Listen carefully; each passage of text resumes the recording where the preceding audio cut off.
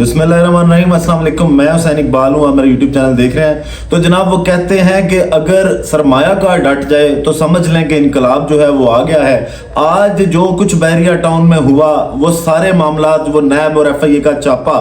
मसला ये है कि एक शख्स का खौफ है जो सियासतदानों को और एस्टेब्लिशमेंट को जो है वो सताए हुए है। खौफ इस चीज़ का है कि जनाब अपने इक़्तिदार को कैसे बचाया जाए, और खौफ इस चीज़ का भी है कि जनाब अपनी जो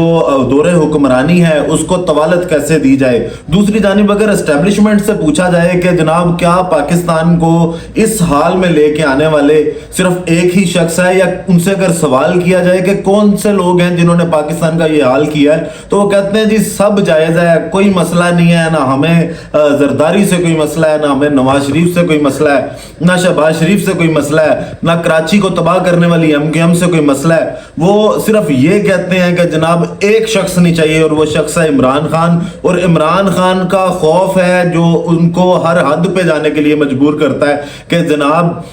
कुछ भी करें,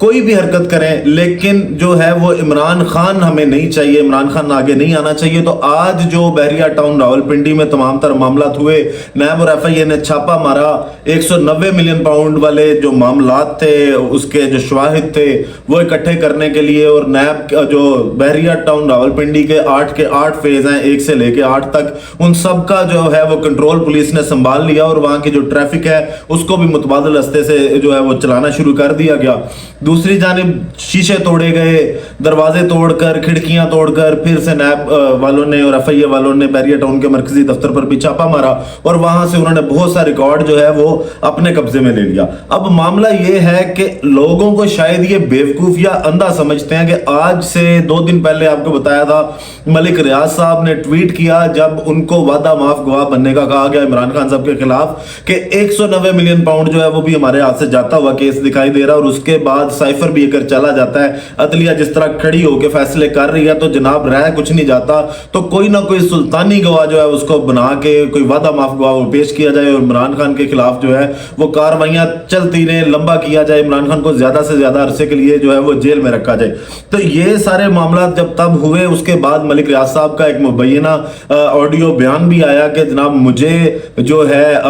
जान का खतरा है, और अगर मेरी जान को या मुझे नुकसान पहुंचाया गया तो मैं एक वीडियो बयान मुकम्मल करके तैयार करके बैठा हुआ हूं, और जिस दिन मेरी जान को खतरा महसूस हुआ उसको उस दिन पब्लिक कर दिया जाएगा। अब आज जब नैब ने ये छापा मारा, और वहां पे जिस तरह उन्होंने तोड़ी चीजें, और जिस तरह उन्होंने उसका कंट्रोल संभाला, और जिस तरह 8 के 8 फेज जो है वो जाम कर दिए गए पुलिस की जानिब से, तो उस पे भी जो रिएक्शन आया मलिक रियाज साहब का, उन्होंने फौरन एक ट्वीट किया, और उस ट्वीट में उन्होंने लिखा कि मलिक रियाज वादा माफ गवाह नहीं बनेगा, जितना चाहे जुल्म कर लो। अब इससे एक चीज तो बहुत क्लियर है और खुले लफ्जों में है कि उस दिन वाला ट्वीट जो है वो कदरे दबे लफ्जों में था, जिसमें उन्होंने ये कहा गया कि जनाब कुछ भी हो जाए, मैं 1 साल से जो है वो तंगी बर्दाश्त कर रहा हूं, लेकिन मैं सियासी मकासद के लिए इस्तेमाल नहीं होऊंगा। आज ये चीज बिल्कुल क्लियर करती है इस बात को, जो उन्होंने ट्वीट किया कि मुझे वादा माफ गवाह बनाने की कोशिश की जा रही है, लेकिन कुछ भी हो जाए मैं वादा माफ गवाह नहीं बनूंगा, जितना जुल्म करना है। और इससे कोई पर्दा रह नहीं गया अब कि मलिक रियाज साहब को इमरान खान के खिलाफ जो है वो वादा माफ गवाह बनवाने की कोशिश की जा रही थी, और जो जरदारी साहब हैं वो दुबई में बैठ के गवाह ढूंढ के दे रहे थे एस्टेब्लिशमेंट को। जुल्फी बुखारी साहब का नाम आया, उन्होंने तरदीद की, मलिक रियाज साहब का नाम आया। तो ये इमरान खान का जादू है जो चल रहा है इस टाइम, और इनकलाब पाकिस्तान में आ रहा है कि जनाब मलिक रियाज साहब जो एक बिजनेसमैन, और पाकिस्तान के सबसे बड़े बिजनेसमैन शायद, जिनको एक दौर में किंग मेकर कहा जाता था कि जनाब जिस पार्टी में मलिक रियाज का हाथ होगा वो पार्टी का बंदा जो है वो वजीर आजम या सदर या कुछ ना कुछ तो वो बनेगा। जैसे जरदारी साहब के साथ बड़े जो क्लोज ताल्लुकात थे मलिक रियाज साहब के। तो अब कौन सी चीज ऐसी है, आपको उस दिन भी कहा था कि शायद कुछ ना कुछ ऐसा है जो हर इंसान को नजर नहीं आ रहा, और हुकूमत भी शायद उसको देख पा रही है, और शायद मलिक रियाज साहब भी कहीं देख पा रहे हैं, क्योंकि अगर वो इमरान खान के खिलाफ गवाही नहीं देना चाह रहे ना, तो इसका ये मतलब है कि या तो जो ताकतवर हल्के हैं उधर भी तब्दीली आने वाली है, कोई एस्टेब्लिशमेंट में भी उतार चढ़ाव आ रहे हैं, जिसका मलिक रियाज साहब को भी अंदाजा है कि शायद वहां पे कोई चेंज हो, और वो इमरान खान के साथ खड़े हो रहे हैं ताकि कल को उनके लिए मुश्किलात ना हो, क्योंकि बिजनेसमैन जो है वो कभी भी घाटे का सौदा नहीं करता। اب اگر وہ کھڑے ہیں تو کچھ نہ کچھ تبدیلی جو ہے وہ بھی دکھائی دیتی ہے, کچھ نہ کچھ منظرنامہ آگے تبدیل ہوتا دکھائی دے رہا ہے. لیکن آج جو یہ سارے معاملہ صرف ایک شخص کے بکس میں, عمران خان کے, آپ اس قدر آگے جائیں گے وہ جیسے سانپ جب اس کو چوٹ لگی ہوتی ہے اور اس کے بعد کوئی بھی شخص جب سانپ کے پاس جاتا ہے تو وہ یہ نہیں دیکھتا کہ اس کا حملہ کامیاب ہوگا یا نہیں ہوگا, وہ جو ہے بس صرف آگے سے اٹیک کرتا ہے, ہر چیز پہ اٹیک کرتا ہے. حالانکہ اگر آپ نے اس طرح کی کوئی کاروائی کرنی بھی تھی تو ایک دو دن یا کوئی 10-15 دن کا گیپ لے لیتے. ابھی 2 دن پہلے جو ہے وہ ٹویٹ آتا ملک ریاض صاحب کا, اور اس کے بعد یہ ایک سڈن ریئیکشن آ جانا, یہ بہت سے سوالوں کے کھلے جواب دیتا ہے کہ جناب کیا چل رہا ہے پاکستان میں, اور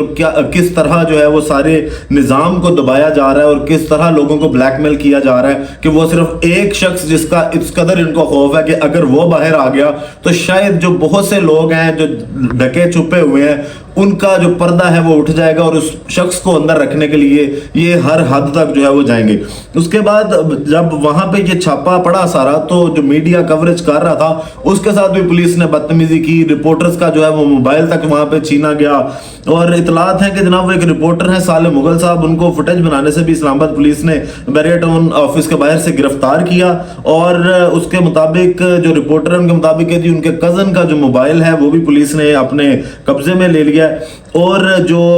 بابر ملک صاحب ہیں ان کی گاڑی بھی قبضے میں لے لی گئی ہے, جو وہ کوریج کرنے گیا تھا میڈیا کی ٹیم وہاں پہ, ان کے ساتھ بھی پولیس نے کافی بدتمیزی کی کہ جناب اب آپ اس دور میں اگر یہ چاہتے ہیں کہ آپ کھلا اس طرح کا کاروائیاں کریں جن کا کوئی جواز پیدا نہ ہوتا ہو, اور صرف ایک شخص کو ہرانے کے لیے آپ اس قدر جو ہے وہ کریں,